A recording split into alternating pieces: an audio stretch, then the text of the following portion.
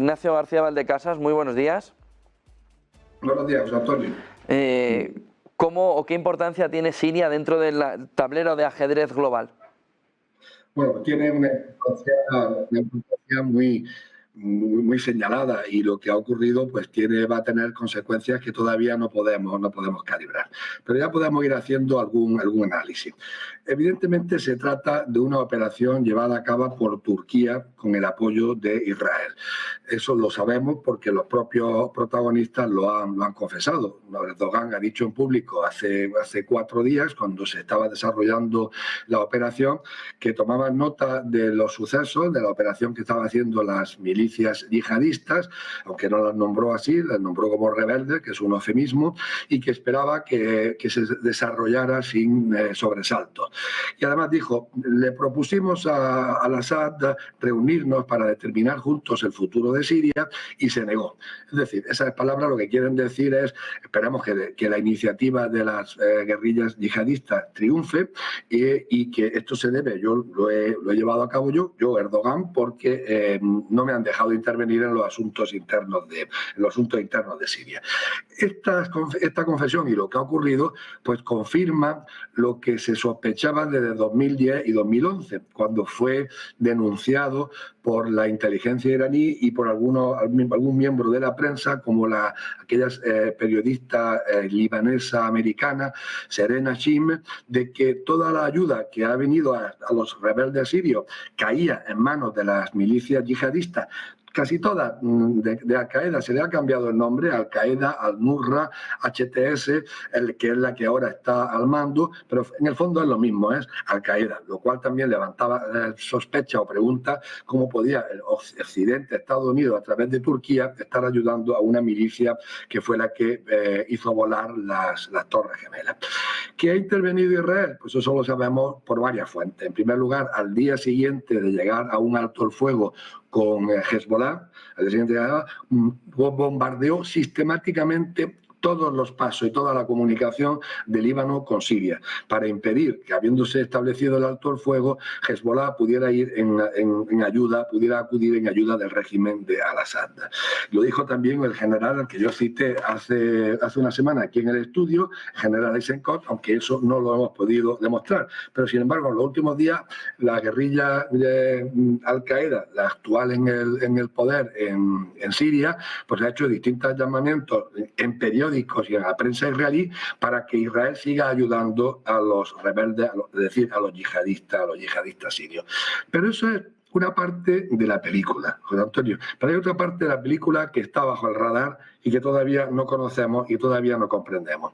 ¿Cómo es posible que un ejército de 200.000 personas, el ejército sirio, de 200.000, por muy bajo de moral que esté, por muy malos suministros que tenga, que estuvo en guerra durante 10 años, y que fue un ejército muy combativo frente a milicias que tenían muchísimo apoyo por parte de nosotros, de Occidente, de los países de la OTAN, milicias yihadistas apoyadas a través de Turquía y de Israel? ¿Cómo es posible que un ejército de 200.000 soldados, aunque estuvieran algunos en la frontera de lo alto del Golán, porque había el rumor de que Israel iba a entrar con sus tropas en Siria, cuando ya habían empezado las hostilidades, no planteara una sola batalla, ni una sola división, ni un solo regimiento, ni un solo batallón se enfrentó con los 20.000 guerrilleros yihadistas? Porque eran 20.000 y el ejército sirio son 200.000. Y luego, además, se está produciendo una transición afortunadamente pacífica, que más que resultado de un ataque de las milicias chiíes, parece el resultado de unas elecciones normales. El primer ministro ha seguido al mando y la milicia yihadí, Al-Qaeda, dice que quiere hacer un gobierno de unidad nacional. Bueno, lo vamos a ver. Es decir, algunos comentaristas incluso hablan de que ha sido un golpe de Estado pactado o un relevo de Al-Assad pactado, porque Al-Assad estorbaba a todo el mundo. Eso lo vamos a ir viendo en las próximas horas, y la clave va a ser cómo se va a posicionar el nuevo gobierno frente a las bases, a la base naval y a la base militar rusa, las dos bases que tiene Rusia en Siria. es muy extraño todo lo que ha ocurrido, esa rapidez y el que el ejército y el propio Al-Assad no planteara resistencia y no se enfrentara cuando, bueno, en principio pues tenía medios suficientes. Acuérdate que la aviación rusa intervino el primer día y a partir del segundo día ya no intervino. Las milicias iraníes intervinieron el primer día y a partir del segundo día dejaron de intervenir. Y en este mismo momento, cuando ocurrían todas estas cosas en Siria, había una reunión en Doha, en donde estaban reunidos prácticamente todos los países de Oriente Medio, incluida Turquía e Irán y los países árabes. Estaba Rusia, pero no estaba ni Siria y no había ningún país occidental. ¿Se ha producido algún tipo de acuerdo al margen de esa reunión para prescindir de Al-Assad? Yo creo que todavía falta tiempo para que vayamos entendiendo exactamente lo que ha pasado. A partir de ahí, la otra fotografía importante en el tablero geopolítico es Biden. Ya queda muy poquito, hasta el 20 de enero ya Trump tomará posesión. Pero, ¿qué puede dejar o qué puede estar dejando Biden en este camino de transición? Bueno, Biden lo primero que ha dejado fue lo de Ucrania. Ucrania, primero 7.000 millones, que ya los ha enviado, como si no se hubieran producido unas elecciones en Estados Unidos y hubiera ganado un candidato que tiene una postura aparentemente completamente distinta de la suya. Una postura que quiere ir a la mesa de negociación y alcanzar un acuerdo cuanto antes. Y ha presentado al Congreso un paquete de ayuda de 24.000 millones de dólares.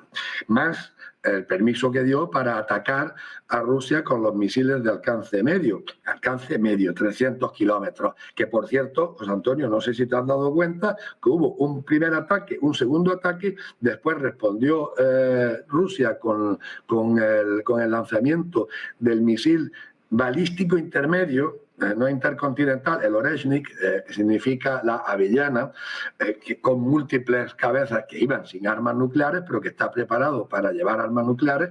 Acuérdate que sorprendentemente hubo un ataque, un segundo ataque, y a partir de ahí ya no ha habido, de la respuesta rusa ya no ha habido más ataques. Quiere decir que alguien está guardando los nervios y está teniendo la cabeza fría, no solo en el lado ruso, como suele ser habitual, sino también en el lado nuestro, en el lado de la OTAN. Más, por último, el cuarto lugar, la decisión de instalar minas personales. Yo espero que al final no se instalen, porque si se instalan minas personales, el pueblo ucraniano, que ya está absolutamente diezmado por las muertes y por el exilio, de antes del Maidán, de después del Maidán, de antes de empezar la guerra y de después de empezar la guerra, pues va a tener allí una fuente de muertes y de sufrimiento. Eso en Ucrania. En segundo lugar, Siria, porque esta operación de Turquía, con el apoyo de Israel, no podría haberse llevado a cabo sin el consentimiento y la participación de Estados Unidos, al menos en el suministro de información y de inteligencia.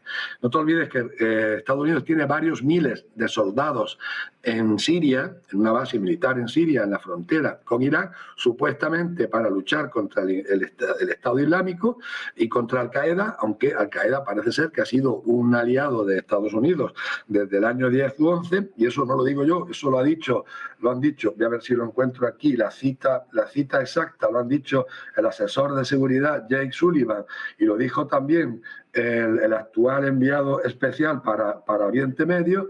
Espérate un segundito que voy a buscar la cita, porque la cita es definitiva. Los dos altos cargos de la administración dicen lo siguiente: en el año 2012, Jake Sullivan, que era entonces un ayudante de Hillary, dijo textual: Al-Qaeda está de nuestra parte en Siria.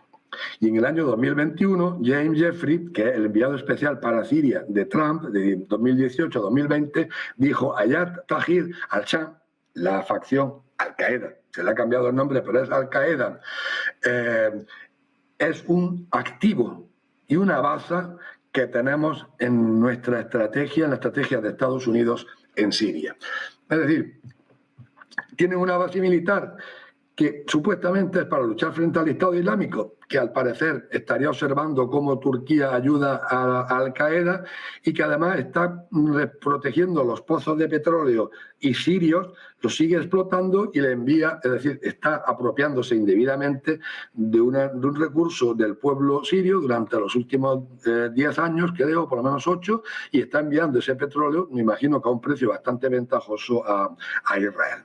Y luego la última, como ya la comenté en este programa la semana pasada, pues la decisión de permitir que Ozempic, la droga anti-obesidad, se le pueda recetar gratis a las capas más desfavorecidas de Estados Unidos, a los mayores de 65 años. Pero es una droga, porque si siguen enganchados a la comida ultraprocesada, como ha dicho Robert Kennedy, seguirán teniendo las mismas enfermedades que tienen ahora. No tendrán la obesidad, pero seguirán contrayendo la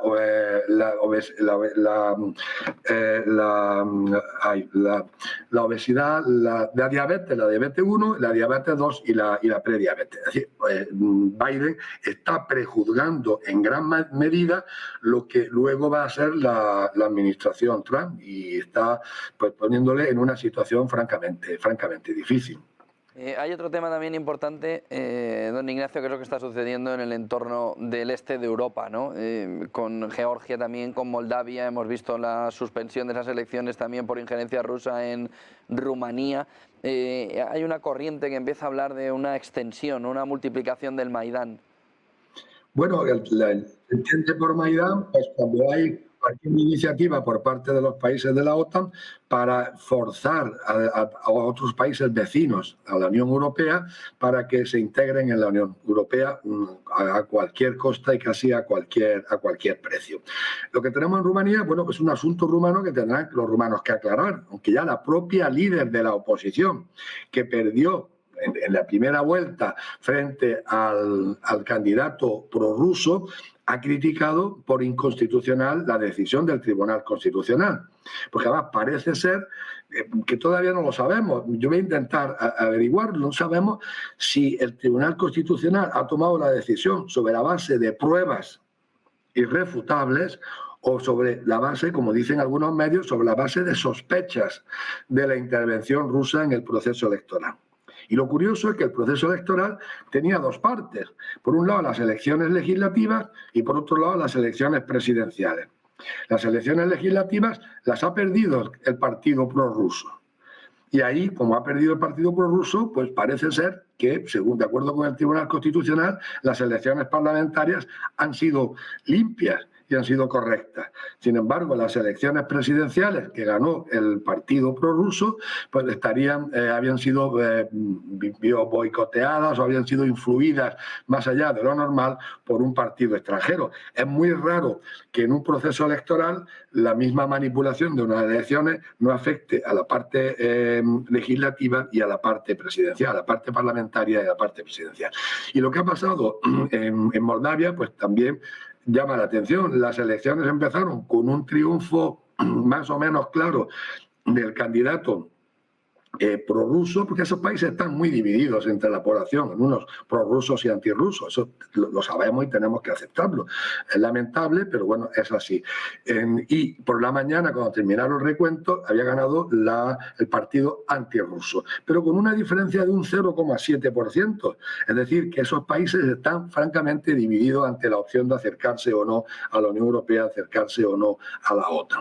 Entonces, interesa a la Unión Europea en estas circunstancias, sobre todo en las circunstancias que estamos viviendo, integrar a países que están tan divididos y que el ingreso y la pertenencia a la Unión Europea y a la Alianza Atlántica forman parte de esa división y lo único que hacen son provocar enfrentamientos violentos. Y es exactamente lo mismo que ha pasado en Georgia. Ha ganado las elecciones parlamentarias y iba a ser primer ministro el partido prorruso y la presidenta, que es del partido antirruso, ha empezado la manifestación en contra de esos resultados electorales. La tónica en esos países es que gane quien gane y pierda quien pierda, el que pierde, sea uno o sea otro, normalmente no acepta el resultado resultado de las elecciones, a pesar de que los observadores internacionales lo dijeran. A mí no me consta, por ejemplo, que en las elecciones rumanas los observadores internacionales acusaran de fraude, pero es posible que haya ocurrido y que los medios no lo hayan transmitido al público, ¿no? Y el último punto, don Ignacio, Corea del Sur, la reacción de Estados Unidos. ¿Qué es lo que está sucediendo en ese caos que se vive ya después de que además el boicot del sábado no permitiera la moción de censura que parecía ya prácticamente clara? Bueno, ahí la verdad también hay bastante confusión. Cuando el presidente de la noche a la mañana decide, cuando en medio de la noche, decretar la ley marcial, pues enseguida empiezan a salir noticias de una intervención norcoreana. El presidente dice que lo hace para prevenir la intervención de Norcorea, o que la oposición se está acercando al gobierno norcoreano. Claro, al principio parecía un movimiento de reacción, reactiva ante algo que estaba ocurriendo. Sin embargo, conforme avanzó la noche en Corea, que era nuestra tarde aquí, yo observé que incluso el partido del presidente, el propio partido del presidente, estaba condenando, muchos de sus miembros estaban condenando la iniciativa del presidente de declarar la ley marcial, y no aparecía por ningún lado Corea del Norte. El ministro de Defensa, a la orden del presidente, ordenó asaltar prácticamente el Parlamento surcoreano que se había reunido para condenar esta decisión del presidente. Lo más extraño, este presidente es un aliado muy estrecho de Estados Unidos, muy estrecho, porque bueno, todos los presidentes y los que han llegado al gobierno en Corea del Sur desde el armisticio de la guerra de Corea, pues han sido muy cercanos a Estados Unidos, lógicamente. Estados Unidos tiene 20.000 soldados en Corea del Sur para defender la línea del armisticio. Lo curioso es la reacción que tuvieron Estados Unidos, el Reino Unido, que son los países más importantes de la zona, y el resto del mundo occidental. No condenaron de manera inmediata un golpe de Estado contra la democracia. A mí me llamó poderosísimamente la atención la postura nuestra, me refiero a la OTAN, y fue de wait and see, de esperar y vemos a ver qué ocurre. ¿Qué hubiera ocurrido si el golpe triunfa? ¿Qué hubiera ocurrido si lo íbamos a condenar o íbamos a aceptar la ruptura del proceso democrático en Corea del Sur? Es decir, bastante extraño. Los partidarios del presidente que se manifestaron defendiendo al presidente, muy minoritariamente, pero lo hicieron con banderas de Estados Unidos y con banderas de Israel, lo cual también es bastante incomprensible. ¿Qué tiene que ver Israel en ese golpe de Estado fallido en Corea del Sur? Que luego no se haya aprobado la moción de censura y la expulsión del presidente se debe, como tú bien has dicho, a que el partido en el gobierno se ausentó de las votaciones porque no quería ni votar a favor ni votar en contra. No quería votar en contra porque se iba a señalar frente a su opinión pública. Iba a terminar habiendo elecciones, sin duda, pronto. Pero no quería votar a favor porque lo consideraba un proceso, abrir un proceso desordenado de transición y de sucesión del presidente actual. El partido en el gobierno, el partido del presidente, quiere prescindir del presidente, pero quiere prescindir de una manera que no le lleve a una catástrofe electoral. Yo creo que esos son los dos factores. Ahora mismo el ministro de Defensa ya está en la cárcel, se ha abierto un proceso penal, fracasada la moción de censura y el impeachment, la destitución del presidente de la República, se ha abierto un proceso penal por el fiscal contra el presidente, y yo creo que tarde o temprano va a salir de la presidencia y va a haber elecciones. ¿Qué hubiera ocurrido si este golpe de Estado lo intenta en otras latitudes, otras fuerzas políticas menos cercanas o no amicales con la Alianza Atlántica y con Estados Unidos? Pues yo creo que lo podemos imaginar perfectamente. Hubiera habido una condena mundial unánime e inmediata. Una condena mundial unánime e inmediata. Sin embargo, curiosamente, no hubo una condena de un proceso claramente anticonstitucional y antidemocrático y violento, puesto que no solo fue una declaración, sino que fue un autogolpe con la salida del ejército a la calle. Vamos, era un golpe de Estado de libro. Yo lo dije inmediatamente en este canal la misma tarde. Aquí no hay nada exterior, aquí no hay ninguna incidencia, ninguna influencia, ninguna injerencia de Corea del Norte, se trata de un autogolpe dado por el presidente de la República, de acuerdo con su ministro de Defensa, que te ha puesto a disposición del presidente golpista a las Fuerzas Armadas, que han asaltado el Congreso, han asaltado la Asamblea, el órgano legislativo. Pues muchísimas gracias por toda esa fotografía, don Ignacio García Valdecasas. Gracias por ese informe. Buen día, buen negocio. Buen día, buen negocio, José Antonio. Sí, de vuestra audiencia. Gracias, don Ignacio.